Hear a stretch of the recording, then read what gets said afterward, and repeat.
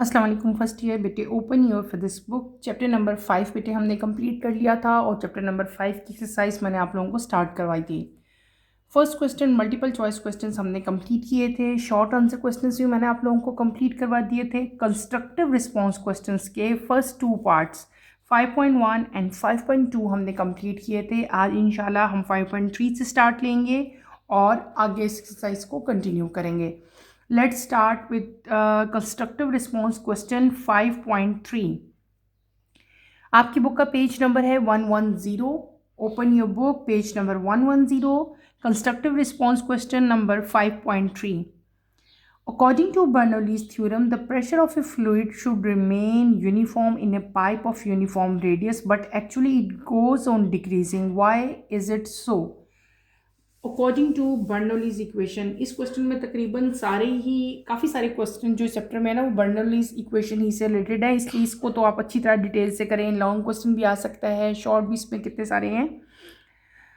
Bernoulli's theorem के accordingly जो pressure है किसी भी फ्लूइड का बेटे वो यूनिफॉर्म रहता है यूनिफॉर्म रेडियस के पाइप में, लेकिन एक्चुअली क्या होता है कि ये आहिस्ता आहिस्ता डिक्रीज होता है। Why is it so? ये आपसे क्वेश्चन पूछा है, इसका आंसर आपने देना है। सिंपल इसका आंसर है कि बर्नौलीज इक्वेशन जो है बेटे इसको हम डिराइव करते हैं फ्रॉम एन आइडियल फ्लूइड। ठीक है ना, ये डिराइव्ड बेसिकली किसके लिए है? फॉर एन आइडियल फ्लूइड के लिए हुई। आप सिंपली ये यहाँ पे मेंशन करोगे कि Bernoulli's equation is derived for an ideal fluid, और वो आइडियल फ्लूइड कौन सा होता है? जो कि नॉन विस्कस होता है। ये भी आप यहाँ पे राइट करेंगे। आइडियल फ्लूइड जो है it is non viscous, incompressible and irrotational, और इसका जो फ्लो है वो भी क्या होगा? स्टेडी होगा। लेकिन अगर प्रैक्टिकली हम देखें तो इन कंडीशंस को अचीव करने के लिए जो प्रेशर है फ्लूइड का बेटे वो क्या होगा? एक्चुअली वो डिक्रीज होता है जैसे जैसे वो पाइप में से फ्लो होता है। क्यों डिक्रीज होगा? Due to loss of energy, क्योंकि आहिस्ता आहिस्ता जैसे जैसे वो मूव करते जाएंगे एनर्जी जो है उसका लॉस हो रहा है। यही वजह है कि प्रेशर जो है वो प्रैक्टिकली जब हम डिफरेंट केसेस स्टडी करते हैं तो प्रेशर जो है वो क्या हो जाता है? That goes on decreasing. यहाँ पे आप यही चीज़ मेंशन करोगे, क्या करोगे कि इनकम्पैटिबल है ये कंडीशन। तो प्रेशर जो है फ्लूइड का एक्चुअली क्या करेगा? डिक्रीज करेगा। कब डिक्रीज करेगा? As it flow through the pipe due to loss of energy, और this is why the pressure is drop in practical cases. Clear? Next question की तरफ चलते हैं। 5.4। Why wings of an aeroplane are rounded to outward, why flattened inward? बेटे जो aeroplane के wings होते हैं वो राउंडेड होते हैं एट आउटवर्ड एंड फ्लैटेंड होते हैं इनवर्ड साइड पे। ठीक है, ऐसा क्यों है? वाई? ये हमने बुक में भी पढ़ा हुआ है। तो कॉमन इसका फिनोमेना है कि जो विंग्स हैं एरोप्लेन के बेटे इनके डिज़ाइन ही ऐसे किया जाता है कि ये ना एयर को डिफ्लेक्ट कर सकें। क्या कर सकें? एयर को डिफ्लेक्ट कर सकें और स्ट्रीम लाइन्स जो हैं वो क्लोज़र हो सकें। ठीक है, तो इसमें क्या है कि हमने अक्सर देखा है कि जब स्ट्रीमलाइंस जो हैं वो क्लोज़र होती हैं तो जो एरोप्लेन की स्पीड है बेटे वो क्या हो जाती है? It become faster. तो उन स्ट्रीम लाइन्स को क्लोज करने के लिए ये सब कुछ किया जाता है ताकि स्पीड जो है वो फास्टर हो। एयर जो है वो क्योंकि ट्रैवलिंग करी होती है फास्टर, एयर की जो स्पीड है ना वो डिफरेंट होती है। विंग्स के ऊपर जो है उसकी स्पीड फास्टर होती है।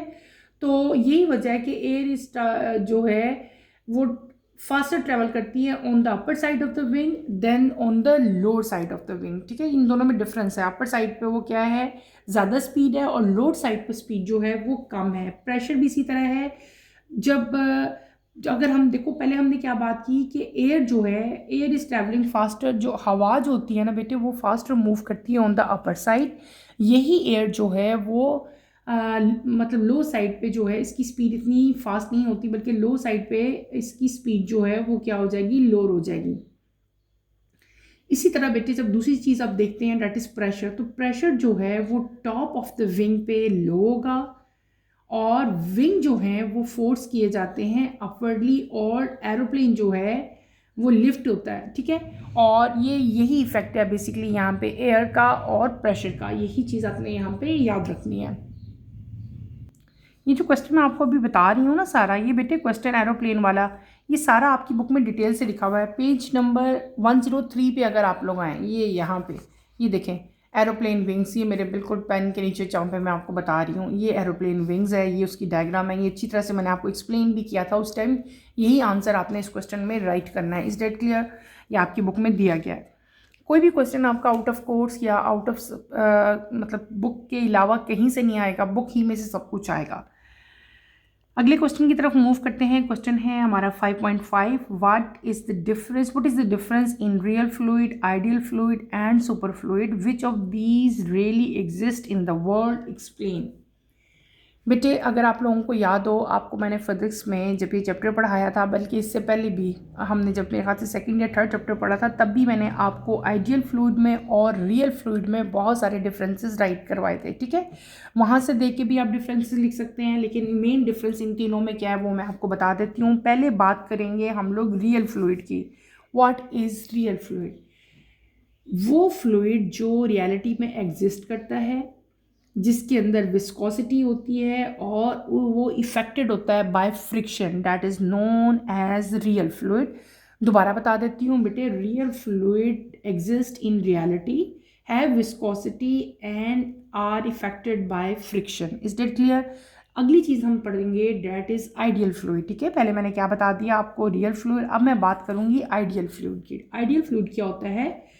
They are theoretically with zero viscosity, यानी कि आप सिंपल कह सकते हो ideal fluid have zero viscosity, zero friction, have laminar flow and don't exist in reality, और ये रियलिटी में एग्जिस्ट नहीं करता। ठीक है, उसके बाद लास्ट में हमारे पास आता है सुपर फ्लूइड। सुपर फ्लूइड क्या होता है? They also exist in reality, ये भी रियलिटी में है लेकिन at very low temperature, but viscosity इस केस में क्या होगी? ज़ीरो होगी।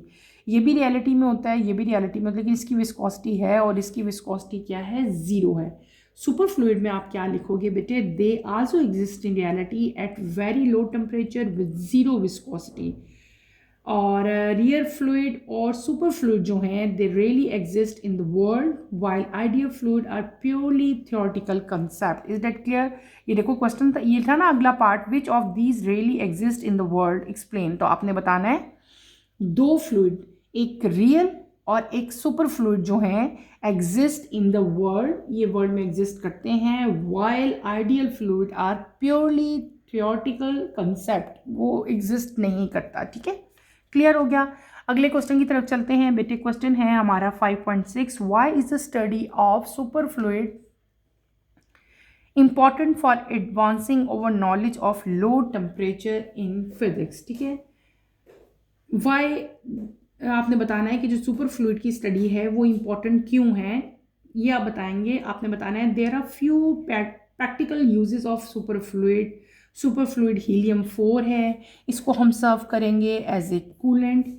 इसके अलावा बेटे ये सर्व होगा हाई फील्ड मैग्नेट्स में। इसके आप सेकंड अगर लिख सको तो हीलियम 3 और हीलियम 4 जो हैं ये भी एडवांस पार्टिकल डिटेक्टर्स हैं, और लिक्विड हीलियम को हम अक्सर यूज़ करते हैं थर्मल कंडक्टिविटी के लिए, और इसको सायरोजेनिक एप्लीकेशंस में भी यूज़ किया जाता है। कॉमन एग्जांपल्स इसके आप लिख लोगे, कूलिंग, सुपर कंडक्टिंग मैग्नेट।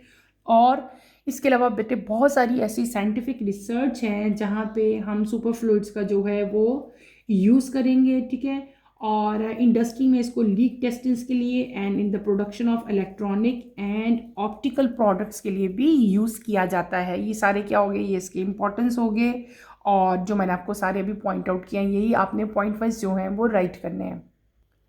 अगर आप अपनी बुक के पीछे आओगे ना बेटे, तो यहाँ पे इसी पेज पे, ठीक है, ये देखें सुपर फ्लूइडिटी एप्लीकेशन, यहाँ पे इसके सारी इंपॉर्टेंस भी दी गई हैं। ठीक है, नेक्स्ट पेज की तरफ चलते हैं। नेक्स्ट पेज हमारा है 111। ठीक है, 111 पेज पे आप लोग आओ तो यहाँ पे आपको कुछ कम्प्रीहेंसिव क्वेश्चंस दिए गए हैं। कम्प्रीहेंसिव क्वेश्चंस क्या हैं? कम्प्रीहेंसिव क्वेश्चंस का मतलब होता है लॉन्ग क्वेश्चन, यानी कि आपने इन पे डिटेल नोट लिखना है, इनको अच्छी तरह से आपने एक्सप्लेन करना है। अगर कोई इक्वेशन है तो उसकी पूरी की पूरी डेरिवेशन आपने करनी है। ये तमाम के तमाम क्वेश्चन बेटे आपके चैप्टर में से आए हुए हैं, आपकी जो टेक्स्ट बुक है वहीं से दिए गए हैं। ये आप लोगों को सारे आपके जो हैं वो चैप्टर में से मिल जाएंगे। अगर कोई क्वेश्चन का आंसर आप लोग को नहीं मिलता, आप फाइंड नहीं कर सकते, देन आप लोग मुझे बताएं, मैं आप लोगों को पॉइंट आउट करवा दूंगी कि इसका आंसर कहाँ पे दिया गया है। मेन बात जो आपने यहाँ पे याद रखनी है वो क्या है कि आपने जब भी अपना लॉन्ग क्वेश्चन अटैम्प्ट करना है तो बेटे उसकी प्रेजेंटेशन का तरीका जो है वो आपका बेस्ट होना चाहिए। प्रेजेंटेशन में क्या आती है, प्रेजेंटेशन में आती है कि आपने किस तरह से अपना क्वेश्चन अटैम्प्ट किया है। सपोज जैसे आपका आता है व्हाट इज़ आर्किमिडीज प्रिंसिपल, तो पहले आप क्या हेडिंग देंगे, पहले उसको आप जो है उसकी स्टेटमेंट की हेडिंग दोगे, स्टेटमेंट लिखोगे, फिर आप उसी एक्सप्लेनेशन की हेडिंग दोगे, उसको एक्सप्लेन करोगे, फिर आप उसकी डायग्राम की हेडिंग दोगे, डायग्राम बनाओगे। यानी कि कोई भी क्वेश्चन जब आपने अटैम्प्ट करना है तो आपने कोशिश करनी है आप हेडिंग वाइज उसको लिखो, डेफिनेशन लिखो, कंस्ट्रक्शन लिखो, वर्किंग लिखो, डायग्राम की हेडिंग दो, टेबल अगर बनाना है टेबल की हेडिंग दें, ठीक है। डेफिनेशंस लिख रहे हैं बीच में, डेफिनेशंस की हेडिंग दें, हेडिंग दे के आपने अपना नोट जो है वो कंप्लीट करना है। तो ये तमाम के तमाम 8 के 8 लॉन्ग क्वेश्चन है, तमाम के तमाम मैंने आपको डिटेल से पढ़ाए हुए हैं, सबके आंसर जो हैं वो आपको इस चैप्टर में ईजिली जो हैं वो मिल जाएंगे। नेक्स्ट बेटे चलते हैं हम अपने न्यूमेरिकल प्रॉब्लम्स की तरफ। न्यूमेरिकल प्रॉब्लम्स हमारे इस भी पेज पे हैं। पहला प्रॉब्लम देखते हैं 5.1। A steel wire of length 2 meter and cross sectional area of 2 into 10 ratio power 6 meter square is stretched by a force of a 400 Newton. If the Young modulus of steel is 2 into 10 ratio power 11 Newton meter square, calculate the extension of the wire. आपने यहाँ पे extension find करनी है। आपको बेटे length of the wire given है, cross sectional area दे दिया है, स्ट्रेचिंग फोर्स दे दी है, और आपको यहाँ पे कैपिटल वाई यानी कि इलास्टिक मॉडुलस ऑफ स्टील भी दिया गया है। You have to find extension of the wire यानी कि डेल्टा एल यहाँ पे आप लोग फाइंड करोगे। कैसे फाइंड करोगे, मेरे साथ साथ आप लोग ये न्यूमेरिकल उतारें अपनी अपनी नोटबुक पे और इसको समझने की कोशिश भी करें। हम कर रहे हैं अपने न्यूमेरिकल प्रॉब्लम्स, ठीक है। पहला न्यूमेरिकल मैं आपको करवा रही हूँ 5.1, ठीक है। यहाँ पे हम इसका नंबर राइट कर लेते हैं। 5.1 हमारे पास क्या है, पहले हम इसका क्या लिखेंगे, गिवन। हमेशा मैं ये कहती हूँ ना, पहले आपने गिवन लिखना है। हमें क्या चीज़ दी हुई है, लेंथ, LENGTH, लेंथ यानी कि L नॉट हम लिखेंगे, इसको कितनी है 2 मीटर। फिर हमें दिया हुआ है क्रॉस सेक्शनल एरिया, आप पूरा लिखो क्रॉस सेक्शनल एरिया, मैंने यहाँ पे सिर्फ A लिखा है, कितना है 2 into 10 ratio power -6 metre square. Next हमें क्या चीज़ दी हुई है, स्ट्रेचिंग फोर्स। कौन सी फोर्स है, स्ट्रेचिंग फोर्स है। बेटे मैं आप लोगों को बता रही हूँ, आप लोग खुद से इसको राइट करो। नेक्स्ट क्या है, स्ट्रेचिंग फोर्स कितनी है 400 न्यूटन। उसके बाद हमें क्या दिया हुआ है, इलास्टिक मॉड्यूल, ठीक है। और इलास्टिक मॉडुलस ऑफ स्टील भी हमें यहाँ पे गिवन है, और इलास्टिक ये जो मॉडुलस ऑफ स्टील है इसको हम कैसे राइट करते हैं, कैपिटल वाई से। वो कितना हमें गिवन है 2 into 10 ratio power 11 newton per metre square, ठीक है। आपने फाइंड क्या करना है, you have to find delta L. Delta L क्या होता है, मैं यहाँ पे लिख देती हूँ, extension. Calculate the extension of the wire, आपके क्वेश्चन में भी लिखा हुआ है एक्सटेंशन ऑफ द वायर, यानी कि डेल्टा एल हमने यहाँ पे फाइंड करना है, वो हमें गिवन नहीं है। बहुत इजी न्यूमेरिकल है। यहाँ पे आप क्या करेंगे, हम यहाँ पे अभी फॉर्मूला आप लिखो। फॉर्मूला क्या हम यूज़ करेंगे यहाँ पे, y is equals to stress by strain, ठीक है। और आप क्या करेंगे, स्ट्रेस किसके इक्वल है बेटे, आप लोगों को याद है F/A के इक्वल होता है। स्ट्रेन किसके इक्वल होता है, डेल्टा L/L के इक्वल, याद आया। अब आपने क्या करना है, इसको रीअरेंज कर लेना है। हम क्या करेंगे, यहाँ पे y ये इधर डिवाइड हो रहा है, ऊपर चला जाएगा, ये क्या हो जाएगा FL0 हो जाएगा, डिवाइडेड बाय ये A डेल्टा L नीचे आ जाएगा, ठीक है। क्लियर हो गया। हमने यहाँ पे फाइंड क्या करना है, we have to find delta L। हमने डेल्टा L फाइंड करना है, तो हम डेल्टा L को इधर ले आते हैं, और ये इक्वेशन हमारी कैसे हो जाएगी, FL डिवाइडेड बाय यहाँ पे क्या आ जाएगा बेटे, A का A रहेगा। ये हमने y को रिप्लेस कर लिया, y हमारा क्या आ जाएगा, इधर आ जाएगा। सिर्फ और सिर्फ इक्वेशन को रीअरेंज किया है, ठीक है। तो यहाँ पे हमारी रिक्वायर्ड इक्वेशन बेटे ये बनेगी। अब आपने जस्ट क्या करना है, इस इक्वेशन में वैल्यूज पुट करनी है, ठीक है। वैल्यूज पुट करेंगे तो we will get over required value, जो हमें आंसर चाहिए था हमारा वही आ जाएगा। हम क्या करेंगे, अब यहाँ पे वैल्यूज पुट करेंगे। Delta L is equals to 400 divided by 2 into 10 ratio power minus 6 multiply by 2 divided by 2 into 10 ratio power 11। Calculate करो सिंपली, आप अपने कैलकुलेटर से कैलकुलेट करोगे, आपका क्या आंसर आएगा बेटे 002 m। इसका आंसर जो है वो आपने इसमें इस यूनिट में लेके आना है, ठीक है। ये आपका रिक्वायर्ड आंसर होगा। Is that clear? अगले क्वेश्चन की तरफ चलते हैं बेटे। नेक्स्ट है हमारा 5.2 की तरफ आप लोग आए।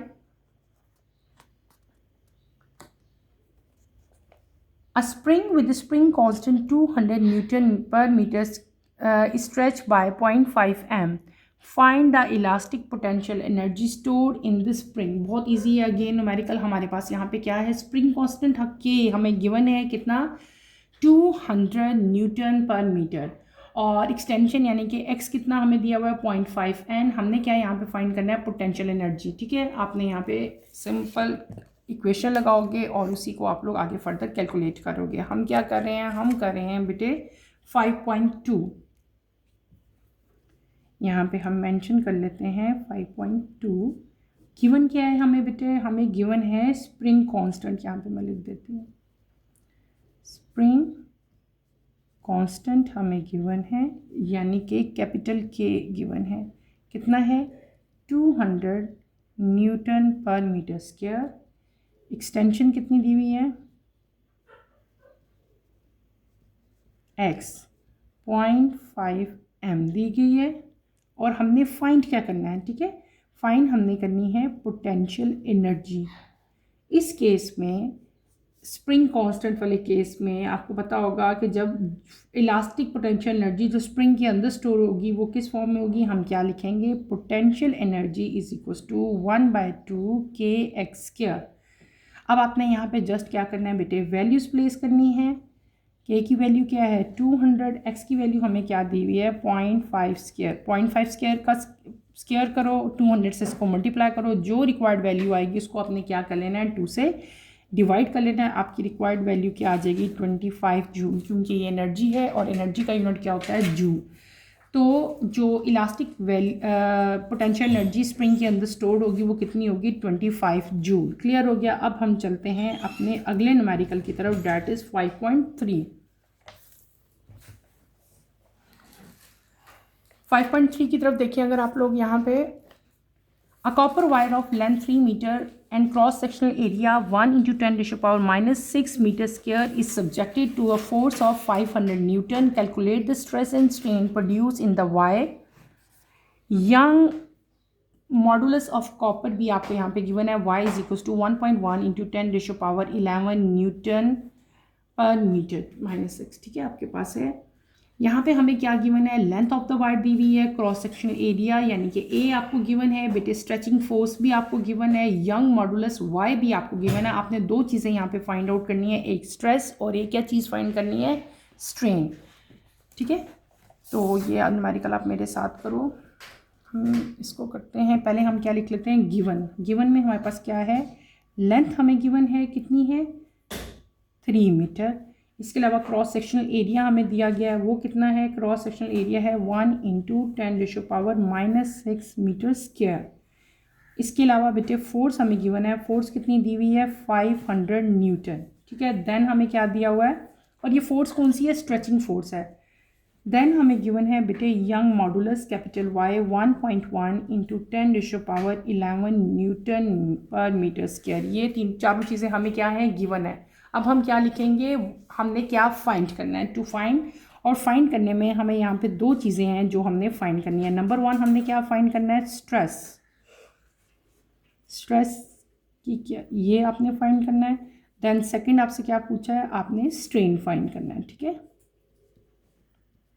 तो बेटे पहले हम लोग क्या फाइंड करेंगे, पहले हम फाइंड करेंगे नंबर 1 पार्ट करते हैं, यानी कि हम स्ट्रेस फाइंड करते हैं। स्ट्रेस की इक्वेशन क्या होती है, फोर्स बाय ए। सिंपल आपने वैल्यूज पुट करनी है। फोर्स क्या दी हुई है हमें 500, हम यहाँ पे क्या लिख लेंगे 500 डिवाइडेड बाय एरिया हमें लिखना है, एरिया कितना गिवन है 1 into 10 ratio power -6 हमें एरिया गिवन है। इन दोनों वैल्यूज़ को जब आप डिवाइड करोगे तो आपकी रिक्वायर्ड वैल्यू क्या आएगी 5 into 10 ratio power 8 पास्कल, ठीक है। ये आपने यहाँ पे इसका यूनिट लिखा, यूनिट आपको पता है स्ट्रेस का क्या है, और ये हमारी रिक्वायर्ड वैल्यू आ गई। अब इसका सेकंड पार्ट की तरफ चलते हैं। सेकंड पार्ट में हमने क्या फाइंड करना था, we have to find strain. यहाँ पे हम स्ट्रेन फाइंड करेंगे। स्ट्रेन फाइंड करने के लिए हमें यहाँ पे इक्वेशन कौन सी यूज़ करेंगे, हम यूज़ करेंगे यंग मॉडुलस की। यंग मॉडुलस किसके इक्वल था, y is equals to stress by strain. ठीक है, यहाँ पे ये वाली इक्वेशन हम यूज़ करेंगे, y is equals to stress by strain. Stress का बेटे क्या था इक्वेशन, हम यहाँ पे ये लिख लेते हैं, स्ट्रेन की क्या है ये, ठीक है, वैल्यू हमने यहाँ पे पुट कर ली। ठीक है, अब हम हमारे पास क्या यहाँ पे क्या गिवन है, हमें यंग मॉडुलस दिया गया है और स्ट्रेस जो है हमने यहाँ पे बेटे देखो एक चीज़ हमने फाइंड कर ली है, पहले स्ट्रेस हमने फाइंड कर लिया, अब हमने क्या फाइंड करना है, अब हमने स्ट्रेन फाइंड करना है। ये इस साइड पे ले जाऊंगी और हमारा क्या आ जाएगा, ये ऊपर आ जाएगा और y जो है वो नीचे चला जाएगा। ठीक है, ये इक्वेशन हमने यहाँ पे यूज़ की और हमने फाइंड क्या करना है, स्ट्रेन फाइंड करना है। जस्ट यहाँ पे क्या करोगे आप लोग, वैल्यूज़ पुट करोगे। इसकी वैल्यू कितनी दी हुई है, 5 इंटू हमारी भी वैल्यू हमने फाइंड कर ली है, वो वैल्यू प्लेस कर लेंगे। यंग मॉडुलस भी हमें दिया है, कितना दिया है, 1.1 इंटू 10⁻11 हमें दिया गया। ठीक है, नज़र आ रहा है बेटे।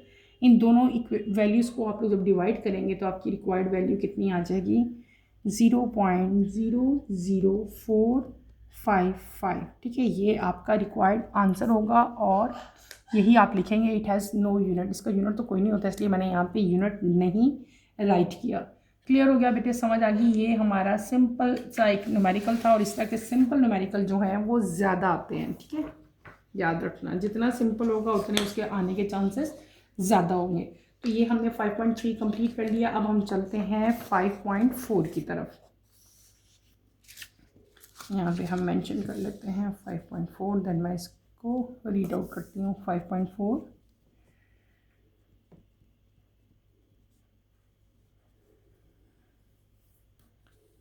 5.4 क्या है हमें बुक में गिवन बेटे,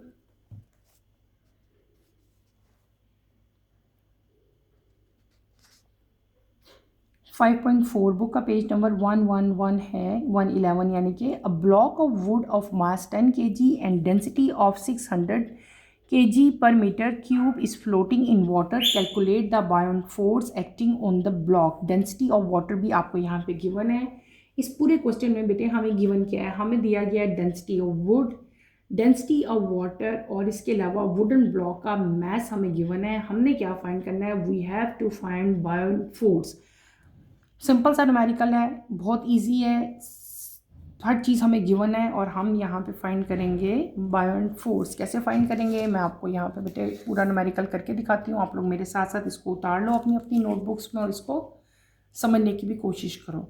हमें गिवन क्या है, मैं आपको यहाँ पे राइट कर देती हूँ। हमें गिवन है बेटे डेंसिटी ऑफ वुड,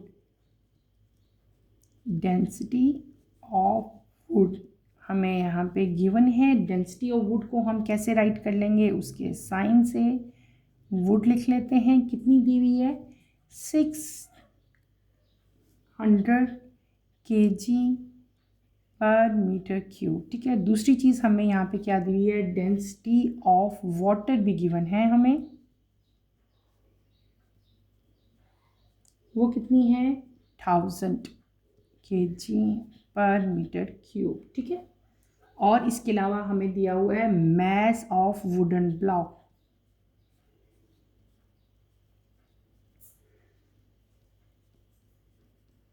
उसको हम राइट करेंगे स्मॉल m से, वो कितना है, हमें दिया 10 kg। क्लियर है, ये तीन चीज़ें हमें बेटे गिवन है। हमने क्या फाइंड करना है, we have to find force, FORCE force, यानी कि कैपिटल F आपने यहाँ पे फाइंड करना है। अब यहाँ पे हमें बेटे दी हुई है, हमें चाहिए क्या, हमने फाइंड क्या करना है, हमने यहाँ पे पहले हमें फाइंड करना पड़ेगा वॉल्यूम। ठीक है, डेंसिटी का फॉर्मूला यहाँ पे यूज़ करें पहले आप। डेंसिटी का फॉर्मूला वुड के लिए हम यूज़ करेंगे क्योंकि हमें मैस भी वुड का दिया हुआ है ना, तो डी वुड, डेंसिटी का फॉर्मूला क्या होता है, मास पर यूनिट वॉल्यूम, यही होता है ना। यहाँ पे मैंने डेंसिटी लिखी किसकी, वुड की। ठीक है, हमें ये भी गिवन थी, हमें मास भी गिवन था, हमें वॉल्यूम नहीं गिवन। हमने क्या फाइंड करना है, हमने वॉल्यूम फाइंड करना है। वॉल्यूम को इधर ले आएंगे और ये इसकी जगह पे आ जाएगा, दोनों हम रीअरेंज कर देते हैं। m बाय डेंसिटी वुड लिख देते हैं।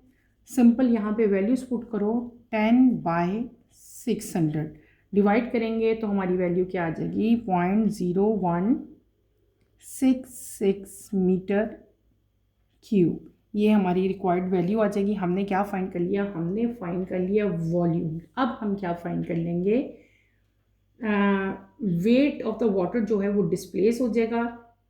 यहाँ पे सिंपल इक्वेशन जो हम यूज़ करेंगे, अब पी वाटर कर लेंगे, ठीक है, पी वाटर वो भी ऐसी ही होगी, मास पर यूनिट वॉल्यूम, ठीक है। और यहाँ पे हम क्या फाइंड करेंगे, मास फाइंड करेंगे। तो कैसे कर लेंगे, ये दोनों क्या हो जाएंगे, मल्टीप्लाई हो जाएंगे, पी वाटर इंटू वी, ठीक है, क्लियर हो गया। अगर आपने मास फाइंड करना हो तो ये दोनों मल्टीप्लाई हो जाएंगे।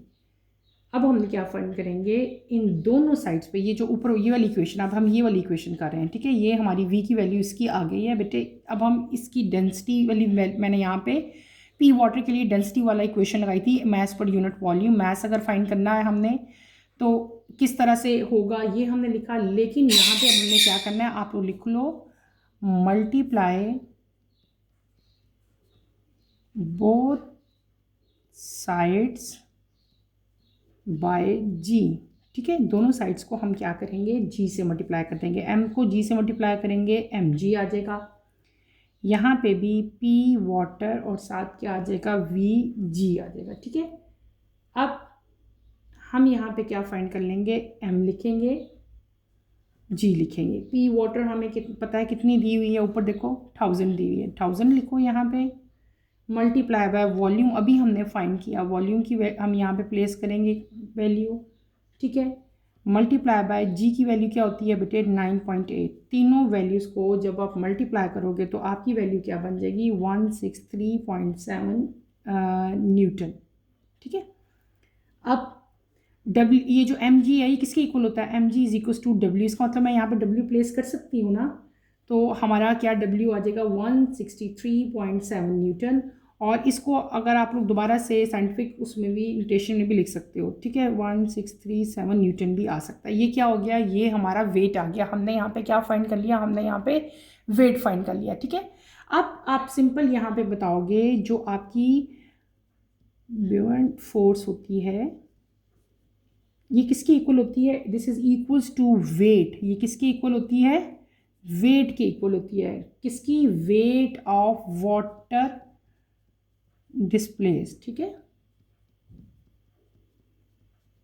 क्लियर। इसका मतलब है कि जो फोर्स आएगी वो भी हमारी यही होगी, 137N, ठीक है।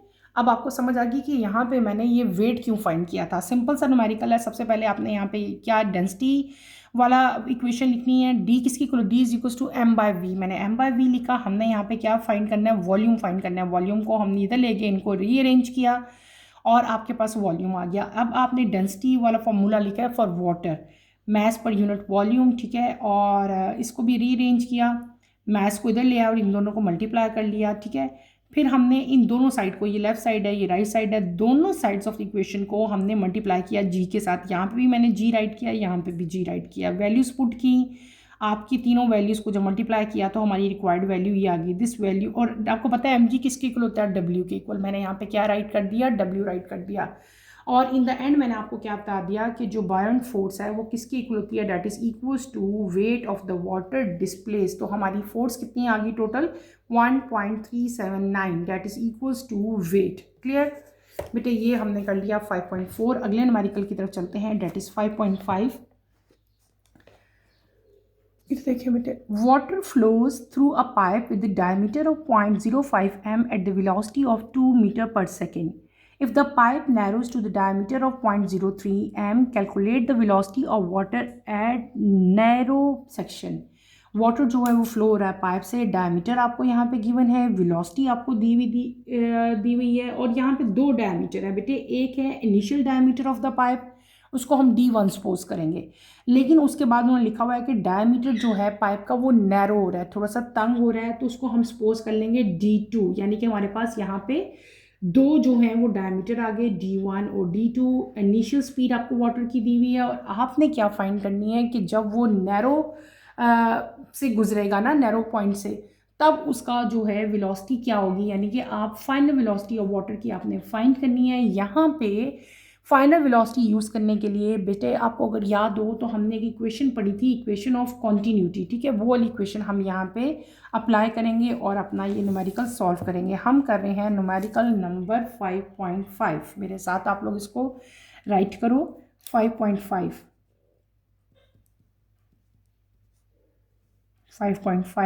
पहले हम क्या लिख लेते हैं यहाँ पे, गिवन में हम पहले क्या लिखेंगे,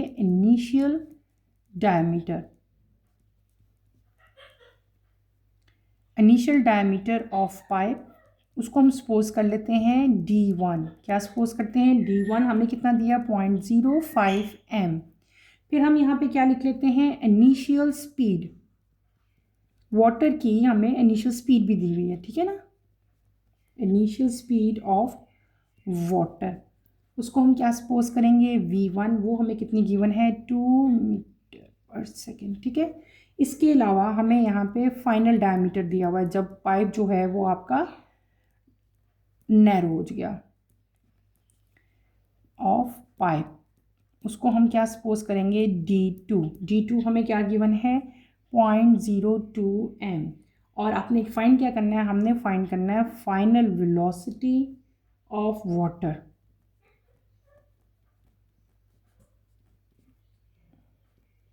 यानी कि उसको हम क्या सपोज कर लेंगे, V2। We have to find V2, हमने V2 फाइंड करना है।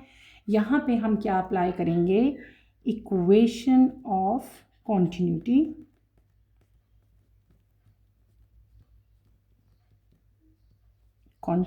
ठीक है। आप यहाँ पे पूरा वर्ड लिखो, apply equation of continuity. Equation of continuity क्या होती है, A1 V1 is equals to A2 V2, ये वाली इक्वेशन आप यहाँ पे अप्लाई करोगे। और आगे फर्दर आप इसी इक्वेशन को लिखोगे, एरिया किसके इक्वल होता है, area is equals to pi R square V1। अच्छा, यहाँ पे हम जो पहले लेंगे ना आर, वो कौन सा आर लेंगे, R1, यानी कि D1 वाला लेंगे। और यहाँ पे हम एरिया को क्या कर लेंगे, पाई R2 का स्क्वायर और साथ क्या आ जाएगा, V2 आ जाएगा, ठीक है। अब यहाँ पे हम क्या लिखेंगे बेटे, पाई तो पाई से सिंपल कैंसिल हो जाएगा, ठीक है। आपकी इक्वेशन यहाँ पे क्या रह जाएगी, यहाँ पे हमारे पास रह जाएगी R1 स्क्वायर V1 और यहाँ पे क्या रह जाएगा, R2 का स्क्वायर V2, सिंपल ये इक्वेशन रह जाएगी। और R किसके इक्वल होता है, R is equals to D/2, यानी कि R हम कैसे फाइंड करेंगे, R हम फाइंड कर लेंगे जब हम डायमीटर को 2 से डिवाइड करेंगे। इसको भी 2 से डिवाइड कर लेंगे, इसको भी 2 से डिवाइड कर लेंगे, ये R1 आ जाएगा और ये हमारे पास क्या आ जाएगा, R2 आ जाएगा, ठीक है। क्लियर है, ये ऐसे ही आपने इसको करना है। आगे मूव करते हैं इसी को लेके। हमारी आखिरी लास्ट में मैंने क्या वैल्यू लिख दी थी, मैंने आपको यहाँ पर वैल्यू लिखी थी R1 का स्क्वायर V1, R2 का स्क्वायर V2, ठीक है। R1 किसके इक्वल होगा, D/2 के इक्वल, D/2 के इक्वल होता है ना, देखो R is equals to D/2, ये R1 का स्क्वायर है तो यहाँ पे क्या आ जाएगा, यहाँ पे आ जाएगा D1 का स्क्वायर और 2 2 सा क्या हो जाएगा, 4 हो जाएगा, ठीक है। अब समझ आइए मैंने क्या किया, V1 का V1 रह गया, R2 भी किसकी इक्वल है, D/2 स्क्वायर है तो इसका हम स्क्वायर कर लेंगे, क्या करेंगे, D2 का स्क्वायर डिवाइडेड बाय 4 और साथ क्या आ जाएगा, V2 आ जाएगा। अब बेटे हमने इस केस में क्या करना है, अब इसको हम रीअरेंज कर लेते हैं, D1 का स्क्वायर साथ V1, D2 का स्क्वायर साथ क्या आ जाएगा, V2 आ जाएगा। आपने फाइंड क्या करना है, यहाँ पे हमने यहाँ पे V2 फाइंड करनी है। हम इस इक्वेशन को इधर ले आते हैं, V2 फाइंड करना है।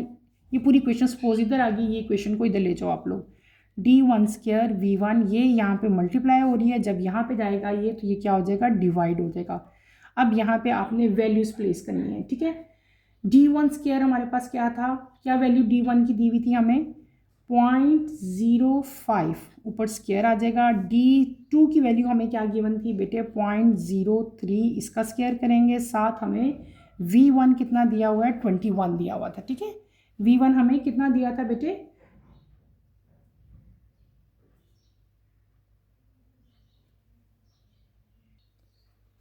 V1 हमें 2 दिया हुआ है, यहाँ पे हम 2 प्लेस करेंगे। जब आप इनको कैलकुलेट करोगे तो आपकी रिक्वायर्ड वैल्यू क्या आ जाएगी बेटे, 5.56 मीटर पर सेकेंड। इसका भी स्केयर लो, इसका भी स्केयर लो, दोनों को डिवाइड करो, जो आंसर आएगा उसको 2 से मल्टीप्लाई करो तो आपकी V2 की वैल्यू आ जाएगी। V1 ऑलरेडी आपको गिवन था और हमने फाइनल वेलोसिटी वाटर की फाइंड की जब आपका पाइप जो है वो नैरो हो गया था, ठीक है। तो क्या हमारी वेलोसिटी आ गई यहाँ पे 5.56 मीटर पर सेकेंड आ गई। क्लियर। अगले न्यूमेरिकल की तरफ चलते हैं, 5.6 की तरफ। बेटे open your books, numerical number 5.6। 5.6 हमारे पास है,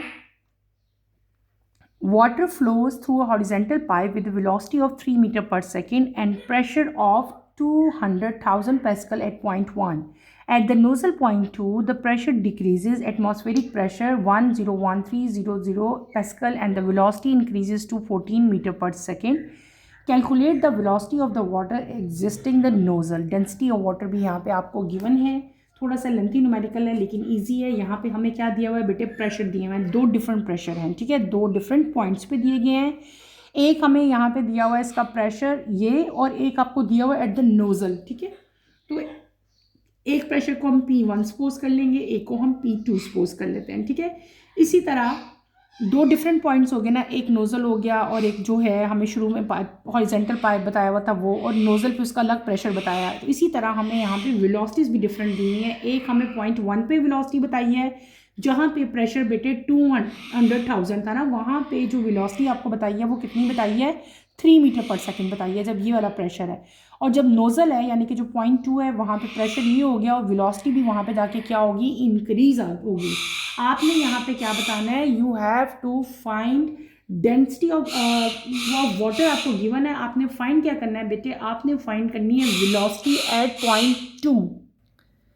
क्लियर है बेटे। आप मतलब 2 डिफरेंट पॉइंट्स हैं ना, एक पॉइंट 1 है एक पॉइंट 2 है, ठीक है। तो हमने वेलोसिटी फाइंड करनी है एट पॉइंट 2। यहाँ पे हम क्या अप्लाई करेंगे, इस क्वेश्चन को सॉल्व करने के लिए हम यूज़ करेंगे बर्नौलीज़ थ्योरम, ठीक है। तो let's start with the solution.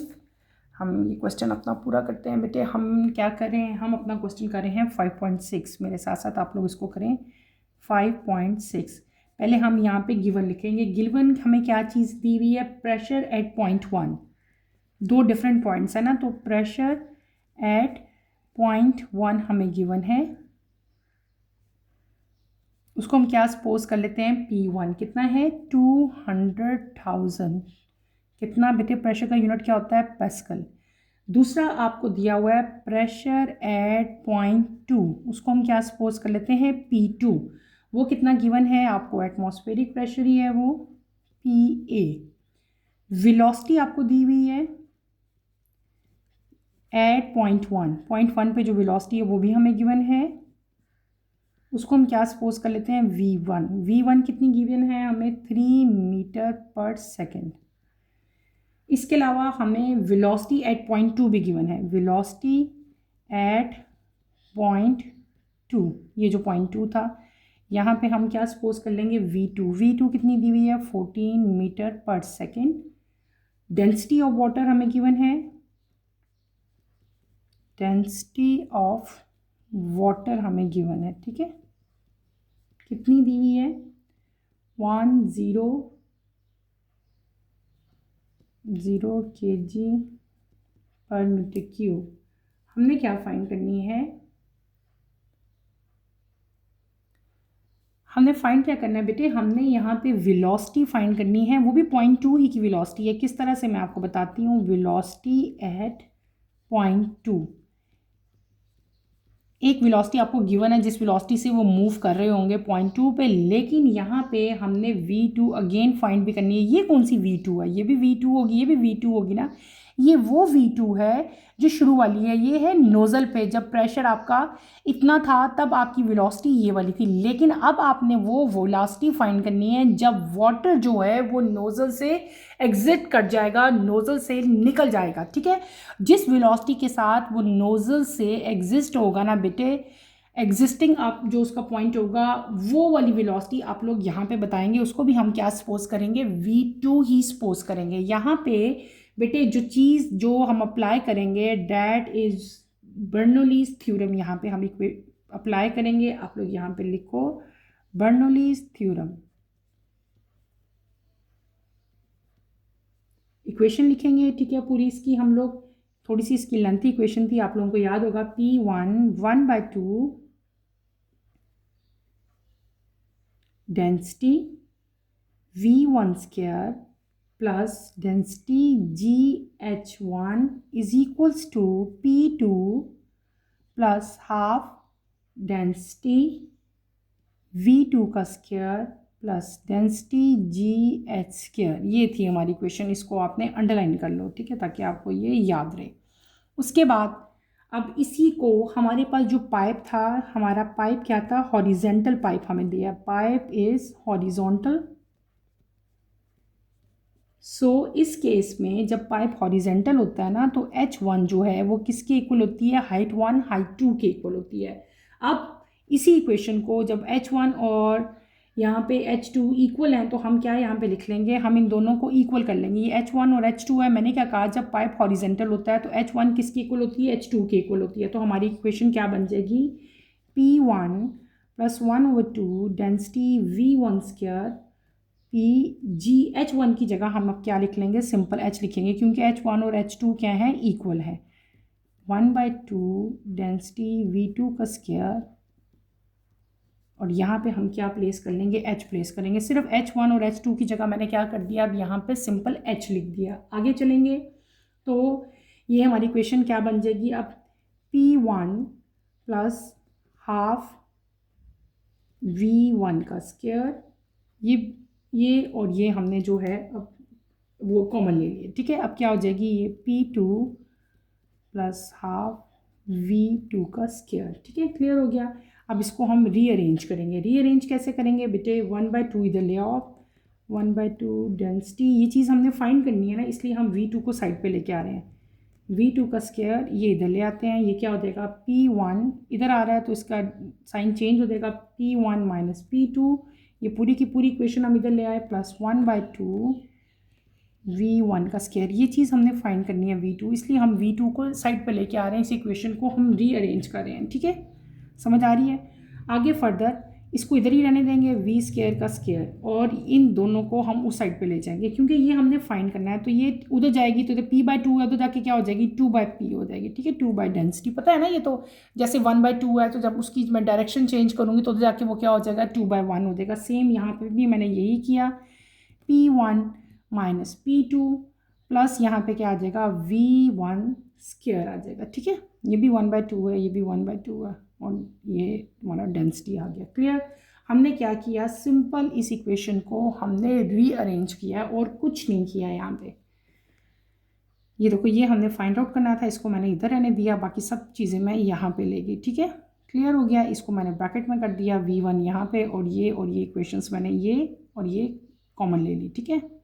1 ये भी और ये भी, इनको प्लस करोगे ना, जब इनका LCM लोगे तो आपकी इक्वेशन जो है वो 2 डेंसिटी ही आएगी यहाँ पे, ठीक है, क्लियर है। इसको और इसको जब आप सॉल्व करोगे, आगे चले बेटे। अब हमारी इक्वेशन की ये वैल्यू होगी, ये हमारी क्या होगी, लास्ट इक्वेशन होगी। इसी इक्वेशन में अब हमने क्या करना है, वैल्यूज पुट करनी है।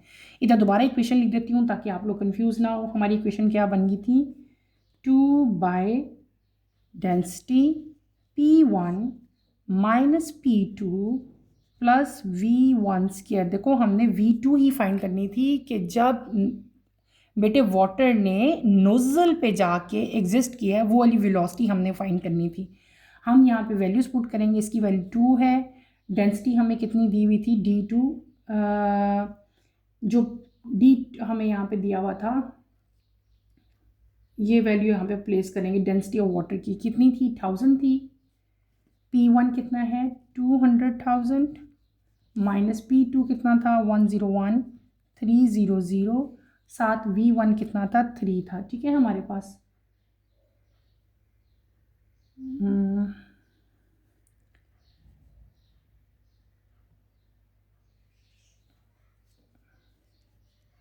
ठीक है, इन सबको कैलकुलेट करो बेटे, आप कैलकुलेट कर सकते हो खुद, कैलकुलेटर से आपने सिंपल कैलकुलेट करना है। मैं यहाँ पे सिर्फ वैल्यू पुट करूँगी, 206.4 हमारी वैल्यू आती है, और ये क्या आ गई वैल्यू इसकी। और किसी भी चीज़ का आपको पता है, अब हम स्क्वायर रिमूव करना हो तो हम क्या करते हैं, उसका स्क्वायर रूट लेते हैं। सिंपल स्क्वायर रूट लो तो आपकी वैल्यू क्या आ जाएगी, ये 2 स्क्वायर रूट से कट जाएगा, यहाँ पे सिर्फ V2 रह जाएगा और आपकी वैल्यू क्या आ जाएगी 14.37 metre per second is your required value, और यही आपकी V2 की वैल्यू है। ठीक है, क्लियर हो गया, ये हमारा न्यूमेरिकल कंप्लीट हो गया। आप यहाँ पे क्या लिखेंगे, the velocity of water existing the nozzle is 14.37 metre per second.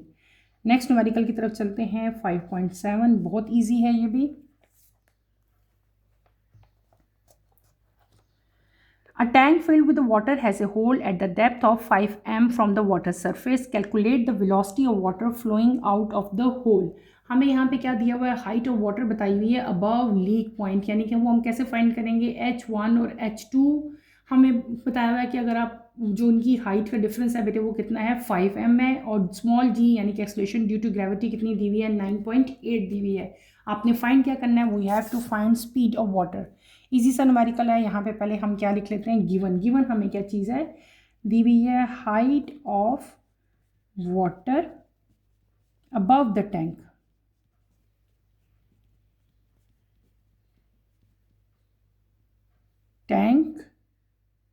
या अबव द लीक पॉइंट कह लो, आप अबव द लीक पॉइंट कह लेते हैं, ज़्यादा अथेंटिक है।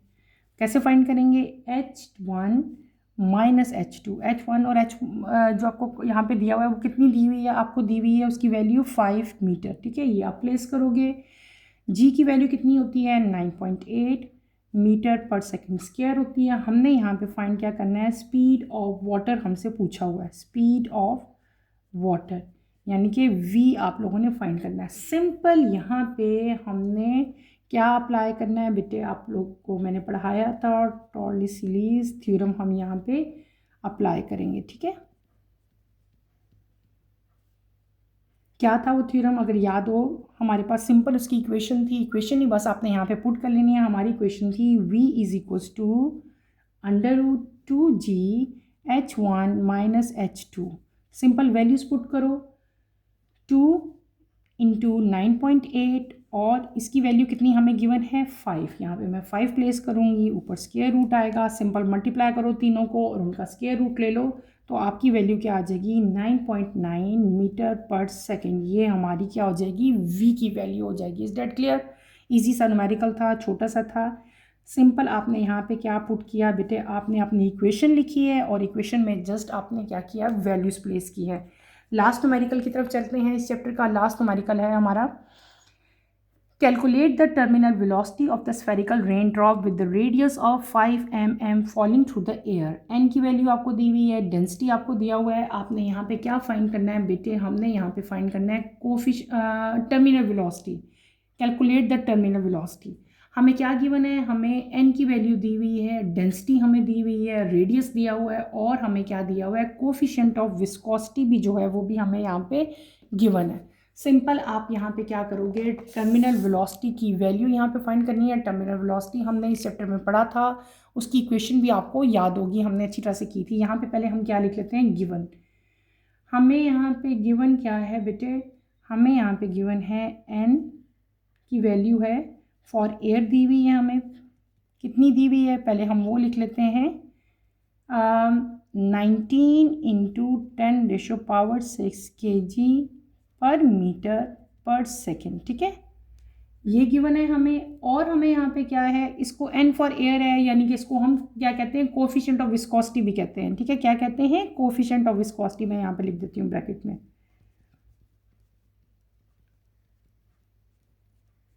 Of viscosity. ये जो वैल्यू आपको दी हुई है ना एन फॉर एयर, इस वैल्यू को हम लोग क्या कहते हैं, कोएफिशिएंट ऑफ विस्कोसिटी कहते हैं, एन से इसको राइट करते हैं और ये इसकी वैल्यू है। इसके अलावा हमें क्या गिवन है, रेडियस गिवन है, रेडियस ऑफ रेन ड्रॉप कितनी गिवन है 0.5 mm, इसको कन्वर्ट करना है हमने m में, तो वो कितना आ जाएगा 0.0005 m हो जाएगा बेटे। इसके अलावा यहाँ पे हमें डेंसिटी गिवन है किसकी, वाटर की। डेंसिटी कितनी गिवन है हमें 100, ठीक है, kg पर मीटर क्यूब। ठीक है, ये 3 चीज़ें हमें यहाँ पे गिवन है। हमने फाइंड क्या करनी है, हमने फाइंड करनी है यहाँ पे टर्मिनल वेलोसिटी, यानी कि वी हमने यहाँ पे फाइंड करना है। ठीक है, वी का सिंपल आपने यहाँ पे क्या करना है, इक्वेशन प्लेस करो। इक्वेशन इसकी क्या थी, 2r², साथ हमारे पास था डेंसिटी और साथ क्या था g, डिवाइडेड बाय क्या था 9 कोफिशिएंट ऑफ विस्कोसिटी यानी कि n था। बेटे ये इक्वेशन हमने पढ़ के आए हैं, ये आपकी बुक में इक्वेशन लिखी हुई थी किसकी, टर्मिनल वेलोसिटी की। इसी इक्वेशन में आपने क्या करना है बेटे, वैल्यूज़ प्लेस करनी है। 2 का 2, r² की वैल्यू प्लेस करेंगे हम, हमारी वैल्यू क्या आएगी 0.0005 स्क्वायर। फिर आगे डेंसिटी की वैल्यू प्लेस करो यहाँ पे 100, जी की वैल्यू कितनी है 9.8 डिवाइडेड बाय 9 इंटू एन की वैल्यू क्या दी हुई थी हमें 1.9 नहीं, सिर्फ 19 है, 19 इंटू 10⁻⁻⁶ ये हमें यहाँ पे गिवन है। इसका स्क्वायर करें, 2 के साथ मल्टीप्लाई करें और तीनों को मल्टीप्लाई करके इससे डिवाइड करेंगे तो आपकी रिक्वायर्ड वैल्यू कितनी आएगी 28.65 metre per second square.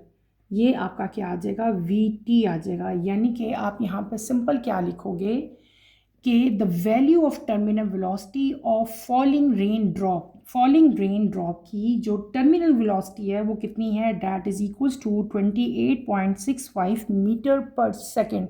Is that clear. ये हमारा 5.8 का बेटे सोल्यूशन मैंने यहाँ पे कर दिया। इसके साथ ही आपकी एक्सरसाइज भी कंप्लीट हो जाती है। ठीक है, हमने अपनी पूरी एक्सरसाइज कंप्लीट की, चैप्टर कंप्लीट किया। इस चैप्टर की एक्सरसाइज में मल्टीपल चॉइस क्वेश्चन थे, मैंने आपको सारे करवाए, शॉर्ट क्वेश्चन आंसर्स थे बेटे वो भी कंप्लीट करवाए, कंस्ट्रक्टिव रिस्पांस क्वेश्चन हमने किए और इन द एंड मैंने आपको सारे के सारे न्यूमेरिकल प्रॉब्लम्स भी बेटे कंप्लीट करवा दिए। इन सारे न्यूमेरिकल प्रॉब्लम्स को आप लोग अच्छी तरह समझें, अपनी अपनी नोटबुक्स पे उतारें।